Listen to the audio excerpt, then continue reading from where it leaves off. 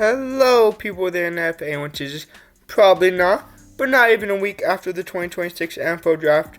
We are already going ahead on our way to early 2027 NFL Draft. I was going to wait a little bit and chill out, but, everyone's been dropping them, so I said, why not? So I just compiled it together, and here we go. The order of this draft is according to my power rankings, which the video I was going to drop first, but that I don't want to get behind on these early drafts. So that video will be coming out later. So just so you know, that's how the draft order was determined. So the worst team in the league, to my prediction, the Miami Dolphins. I think they would go with Jeremiah Smith. I mean, realistically, I don't think they're too attached to Malik Willis, even though they signed him to a 3-year, $67 million deal, that they'd be like, you don't take Arch Manning or Dante Moore. But Jeremiah Smith, this dude, I think, has a higher ceiling than Ja'Marr Chase. This dude was ready to play at the NFL level since his freshman season. And for one, he actually wants to play in Miami. He's a big fan of Miami, I guess, and he actually wants to play for their team. And if anyone wants to play for the Warriors team, go ahead and take him. He'll at least enjoy being there. And he could really turn this team around, I think. At number 2, the Cardinals, they would go ahead and take Arch Manning. Arch Manning has been hyped up the last 3 years of his college career. Obviously, he hasn't produced the numbers that the hype was saying, but I still think he has the potential. It's quite literally in his blood.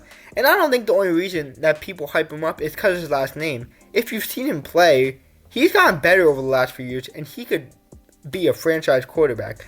I don't know how much he would save the Cardinals, because the Cardinals have a history of drafting really good QBs and just turning them trash because they don't know how to develop the QBs. But I think Arch Manning is easily a better take over Dante Moore. At number 3, the Tennessee Titans would go ahead and take Arch's teammate on the defensive side, Colin Simmons.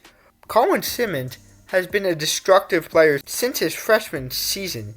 He had 9 sacks and following up with the 2025 season with 12 sacks. This guy's a beast. I think he has so much upside, and he has such an ideal build, and he could just jump off the edge. I think that could be a game changer with someone like Robert Saleh, if he's still there, who is this defensive mastermind. So to be able to utilize someone like Colin Simmons, I think could change the Tennessee Titans' future. At number 4, the Jets taking Dante Moore. The jokes that, he didn't declare for the draft this year because he did not want to get drafted by the Jets. But you can't hide from them. They're going to end up coming for you anyway, because we all know the Jets are not going to be good enough to not be picking in the top 5 and pick you, Dante Moore. So you can't run from it. Unless he turns out like a Drew Aller, like we looked at last year, where he probably should have declared off his peak season, because then he ends up getting injured and falling to the 3rd round. But if nothing bad happens to Dante Moore and he produces like he did last season, I'm sorry, bud, you're a New York Jet. At number 5, I have the Raiders taking Carter Smith. I'm really high on Carter Smith.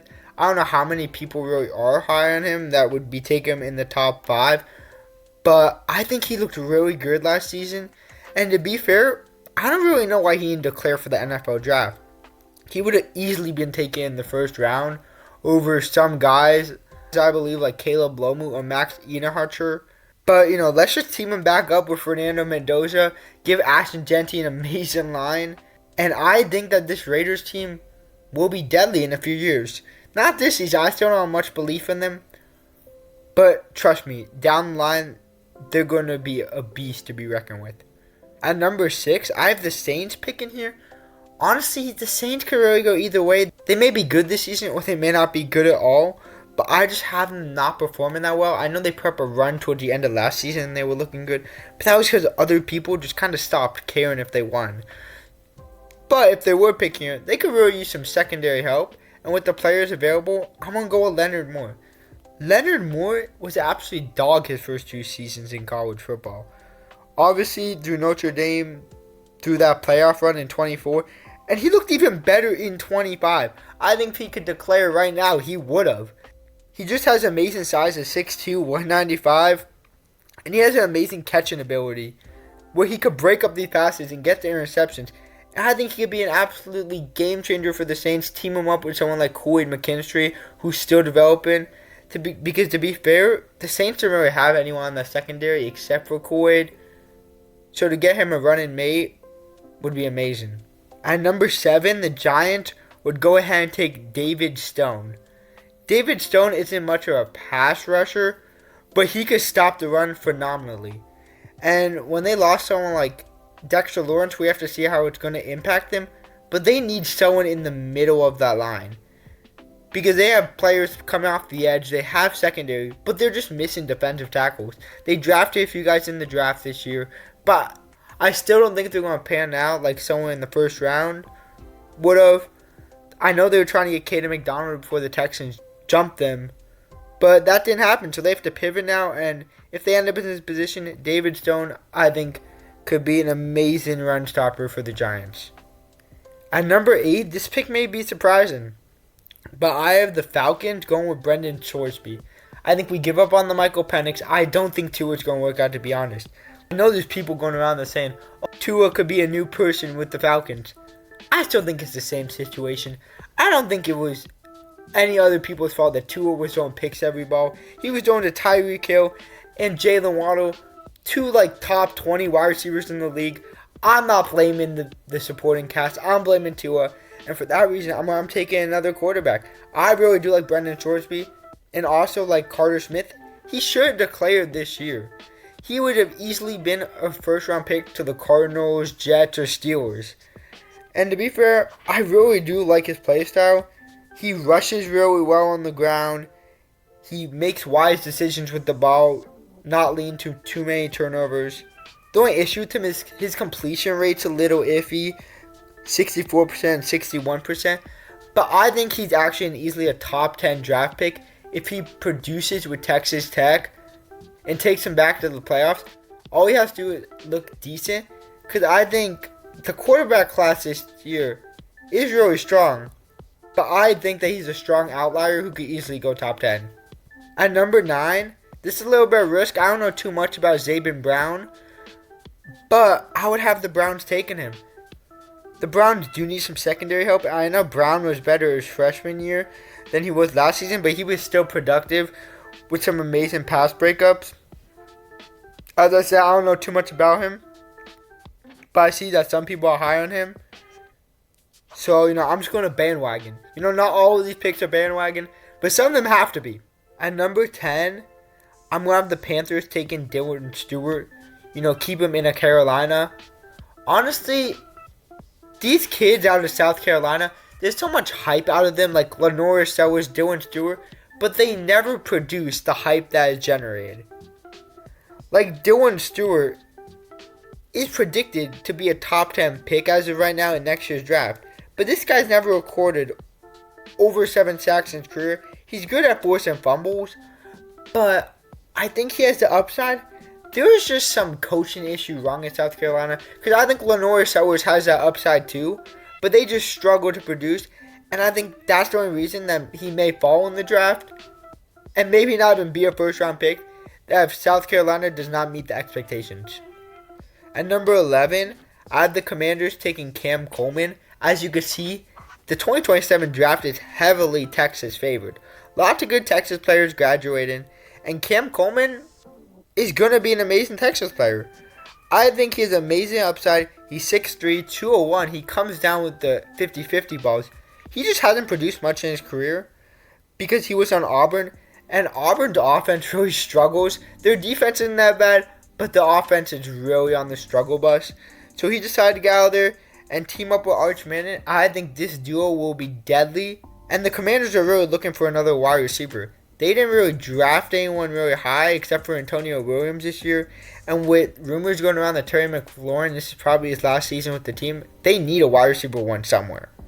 At number 12, this is probably my biggest boom or bust pick. And I have the Vikings going with John Henry Daly out of Michigan. Obviously, before last season, Daly wasn't really someone anyone knew. But then he had a breakout season, recording 11.5 sacks and 2 forced fumbles.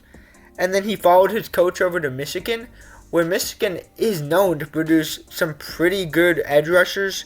Like just the past season, they produced Derek Moore, and then obviously they produced Aiden Hutchinson. And I think if they could really get John Henry Daly to his full potential, he could be a top 15 pick ahead of some of these other edge rushers that people are predicting to be so high. I don't know how many people are really high on him right now, but this is one of my targets that, as I said, is boom or bust. At 13, the Chiefs, I'm going Jamari Johnson. I think this is probably a little too high for him, but I still think as of right now, he's the best tight end in the class. Obviously, I don't know too much about the other tight ends in the class, but this has to be Travis Kelce's last year, and they just need a replacement. Obviously, Jamari Johnson was sharing targets with Kenyon Sadiq, so we didn't get to see him shine as much as maybe he would if he was the only tight end on the team. But I think he serves with some upside, and I can't wait to see what he does this season. At 14, I really do like this pick. The Jets would go with Ahmed Hardy out of Missouri. Obviously, I think it's time to let Breece Hall go. You've been holding him hostage for too long. He's on that franchise tag right now. I don't think they should pay him this big money because the Jets are struggling anyway. So get someone on a cheaper 4-year contract with the 5th-year option. Ahmad Hardy has been looking dominant the last 2 years of his career. Obviously, recording over 1,300 yards in both seasons, almost 1,700 in Missouri last season. He's an absolute beast. He's a little short at 5'10", but he's elusive. He could get through the gaps, and if you give him a gap, he could run yard to the house. At 15, not much to say, just Trevor Gooseby out of Texas.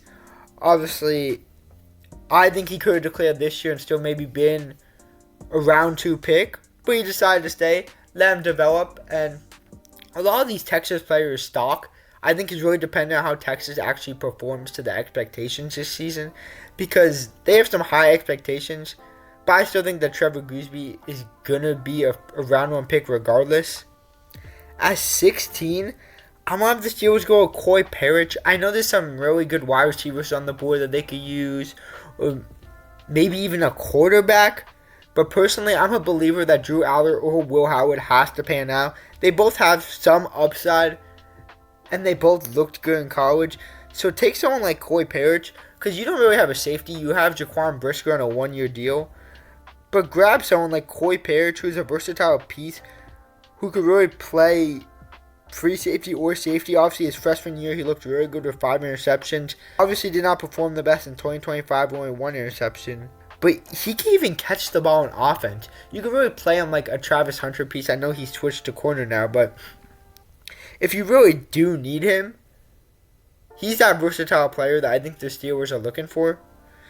And since transferring to Oregon, if he could get coached up like Dylan Thieneman last year, he could be nasty with these traits. At 17, I don't think this is a popular opinion. I don't see much people talking about him. I have Charlie Becker out of Indiana. Charlie Becker, there's 2 options to how this pans out. We come back to this in a year, and we're like, this dude's easily a top 5 wide receiver in the class, and this was an absolute snipe, or this guy does not produce at all. But down the stretch and in the playoffs, this guy was a different kind of wide receiver. He would come down with crazy 50-50 balls, make these crazy catches. He's 6'4". He would just move like so athletically with these toe taps and just jumping over dudes. That catches that just seemed impossible. I know Indiana was just achieving the impossible, but this guy was a big reason, and I don't think people give him the respect that he deserves. With the Cowboys' other pick from the Packers, I'm thinking Lenoir Sellers. I know there's a lot of Dak Glazers out there, but in reality, by the time that this draft occurs, Dak is going to be going on to 34. You cannot keep Dak forever, and even if Lenoir Sellers does not start in that 2027 season, at least let him sit behind Dak for a season, because I think Dak could teach him some valuable stuff. And Lenoir Sellers has upside, as I said before. He just was never able to produce at South Carolina. Maybe he proves us wrong this season, but he could run the ball, he could throw the ball all right, but he has the intangibles. Someone just needs to teach him how to use them. At 19, I'm gonna have the Bucks going with Ryan Williams out of Alabama. His freshman year, we hyped him up a little too much. Obviously not as much as Jeremiah Smith, but he deserved that Smith. Williams was like, he had that one good game and then we started glazing him. And he didn't produce in the 2025 season when Jeremy Bernard outcompeted him for wide receiver 1. So I just think maybe if he has an alright season, I still think he could be a round 1 pick. He can even slide into round 2. But teams are always going to go back to that freshman season and see that he has the upside and he could come down with these balls. And he's an alright route runner. I think they could develop him into an alright piece. And for someone like the Bucks, you have Emeka Egbuka, but Chris Godwin keeps getting hurt every season with season-ending injuries. Mike Evans is gone. Who do you have? Jalen McMillan as your wide receiver 2 realistically? I think you just need to bring someone else in, like Ryan Williams. I know they could probably go with a QB here, to be honest, if Baker does not pan out and meet expectations this season. Because I think the Bucks are getting to the end of their stand with Baker Mayfield, and they're getting fed up with not enough playoff success. So that's just the direction I would go. The 49ers at 20, I have taken Jordan Seaton. I don't know too much about him. I know he's a highly hyped up tackle out of LSU, but I don't really know much about him other than that. The 49ers could use a tackle. I know they extended Trent Williams, but I don't know who's on the other side of that ball. And just, they like taking running backs, so just open the gaps to the running back, because the running back room is like Christian McCaffrey, Isaac Guerrero, Jordan James, and they just took Kalen Black. So I love running the ball over there, so just get someone to defend the runners.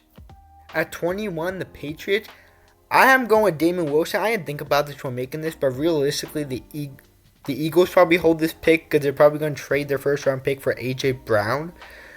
But Damon Wilson, I think, is going to develop into a dog. Obviously, he transferred over from Missouri to Miami during the offseason. And as we saw from last year, Miami produced 2 edge rushers in the first round, being Ruben Bain and Keem Mesidor. And Damon Wilson has showed the potential. Obviously having 9 sacks last season. If they could really develop him into a full-fledged player, he has the frame, 6'4", 250. He could be an absolute beast. I think he could go top 5. At 22, the Chargers, I'm taking Amari Washington, another run stopper who could have gone in round 1 this year, but those Oregon people believed that they were building something special for next season, and most of them returned to hopefully go for a national championship. But Amari Washington's one of those players who could go round 1 or round 2. Unless he does something that really shows that he's special, I think he could easily be replaced for another defensive tackle at this spot. And to be honest, he's a little undersized, is 6'3", but he's 330. At 23, I have the Lions going with KJ Bolden, a safety out of Georgia. Bolden's a good player. He breaks up the passes. He's really fast. He's actually a really good tackler too. He's only 6 foot, 185, but he tackles him like he's a bigger player. And to be honest, I think he's a versatile piece that you could really play at kind of like a corner safety hybrid. And to be fair, the Lions aren't really loving what Brian Branch is doing. And with some injury history, I think KJ Bolden is an easy pick here. At 24, I have the Bengals taking Elise Robinson in the 4th. I don't know too much about him. I know some people hyped up about him. He's ranked high on the big board. I've seen his stats. They're pretty good. You know, he's had some production in his career. And if he keeps producing like that, I think the Bengals need some secondary help. Because I can't name a single corner on that team. So to bring in a young guy like that could be pretty beneficial. Right here, some of these are my favorite picks, I think. I think I have a little bit of recency bias, and I really do like this running back class. So I want another running back heavy right here. But I think lots of these dudes do have high potential. At 25, I have the Ravens going with Mark Fletcher Jr. out of Miami. We saw what he did during the playoff run. And to be honest, I think this is more of a sit behind Derrick Henry for a year and develop. I see lots of what I see in Derrick Henry in Mark Fletcher. Obviously, Derrick Henry's frame is a little bit bigger. But I think that the strength and the power is pretty similar. And I do like Mark Fletcher as a player. Do I think he goes higher than Kawan Lacey? Maybe not. But I'll talk about it in a second. I don't know if I'm so high on Kwan Lacey either. But we'll just have to see how Mark Fletcher produces. At 26, I have the Bears taking Kwan Lacey. Because obviously, the DeAndre Swift time in Chicago is probably coming to an end. I don't know how much you could trust your 7th round pick in Kyle Monangai. He produced well his rookie season. But there's only so much a 7th round could really provide for you. And Kwan Lacey was a monster at Ole Miss this season. He ended racking up like 20 plus touchdowns. But with the coaching change, I don't know if he's going to produce to the same level. And that's why I'm a little wary of him. And if he does produce like that, good for him. I think he'd go even higher and be around the Ahman Hardy pick level. But I just feel like it's 50-50 if he's going to produce like that again. At 27, I have the Eagles going ahead and taking Quincy Rhodes Jr. out of Arkansas. He's a little big for an edge rusher, 6'6", 276, which isn't a bad thing, right? It's just kind of a unique build. He had a really good season in 2025. Didn't really produce much before that. And I don't know if he can produce well this season because Arkansas is never going to be good in the SEC. But if he could produce those kind of numbers, I think he could be a first-round pick. At 28, I have the Bills taking Austin Schlerveld out of Ohio State. Don't know much about him, but, Ohio State tackles and guards have never let anyone down before. At 29, this one was like boom or bust picks. Texans taking Justice Haynes, who transferred to Georgia Tech from Michigan. To be completely honest, before that season-ending injury in Michigan, he was on track for like 1,500 yards. And I think everyone just kind of forgot about him. Obviously, Michigan's playbook did contribute to his yards being so high. But I think he's just a really skilled player, too. I wouldn't be surprised if he has a 1,300-plus rushing season at Georgia Tech this season, and people are shocked. I think Justice Haynes has high potential, and I really do like the style of football that he plays. I'm riding on the Justice Haynes train right now, and I don't know how many people are really putting him in the first round at this point in time. At 30, I have the Rams going ahead and taking KJ Duff out of Rutgers. KJ Duff produced like a dog last season. He obviously put up almost 1,100 yards and 7 touchdowns. And if he could produce like that again at Rutgers, I could say maybe a first round pick. If it's under 1,000 yards, don't know if I love the odds of it. But the Rams are looking for another wide receiver. Davante Adams is getting up there in age. Team showing up with Puka, who's on a rookie contract. And KJ Duff is 6'6", so he's going to come down to 50-50 balls and just absolutely moss people. But I think this is one of those picks that's really just going to be determined on the production this season. At 31, I have the Broncos going and taking Caden Green, guard out of Missouri. The Broncos' O-line is already really good, but might as well just add to that.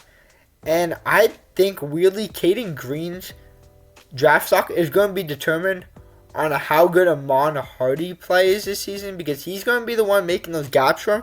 So if Ahman Hardy has a 1,700-yard season again, Caden Green, I think, gets taken in the first round. And then at 32, I'm going to have the Seahawks taking Xavier Scott, safety out of Illinois. He's a little on the older side, going into his 5th season with the team. This is one of my sleeper picks. It could be a boom or bust, as I always say, but he's a little undersized at 5'11", 190. At 32, I have the Seahawks taking Xavier Scott. He obviously had a season-ending injury early on in the season, so he didn't produce much numbers. But in the 2 seasons prior, he looked like a dog. He's a little undersized at 5'11", 190. But I still believe him, and this is probably a boom or bust pick. But I do think he's fast. He's good at tackling to a degree. And he's good at breaking up the pass. I think if this guy has another solid season, and it depends, how he's playing after injury, because the injury could change everything. If he returns to that form that was prior, I think he'll be a round 1 pick. This is the end of the draft. No Julian Sayin. I personally don't think that Julian Sayin has the build to be a round 1 pick. A lot of players look good out of Ohio State, especially the QBs, and they never really translate to that NFL level. I think it's just that they have all those weapons at Ohio State that make them look better. Obviously, some examples is like Will Howard obviously won national championship MVP with the team. But that's because he was throwing to absolute dogs and didn't get drafted into the 6th round just because his physicals aren't there. Justin Fields looked really good at Ohio State.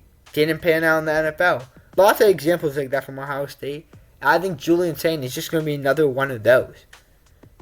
As you also see, a lot of the Oklahoma State people like Drew Mestermaker and Caleb Hawkins are mentioned here just because I do think that they go back to school for the 2027 season and probably transfer out Oklahoma State to a bigger school.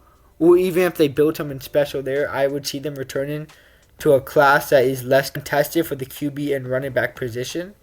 But other than that, this is my way too early 2027 mock draft. Who knows if any of these will be right. We'll come back to this in a year and probably none of them will be right. But we had fun doing it. So if you guys enjoyed, please subscribe and like. And thank you.